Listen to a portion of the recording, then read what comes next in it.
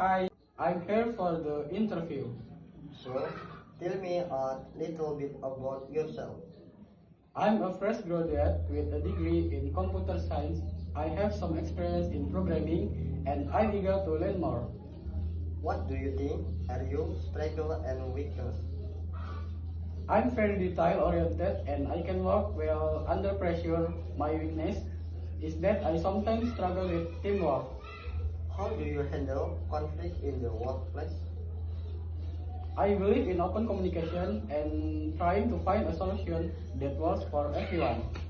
What do you know about your company? I have researched your company and I'm impressed with your mission and values. I believe I would be a good fit for you for your team. Okay, thanks, Ricky. Okay, thank you.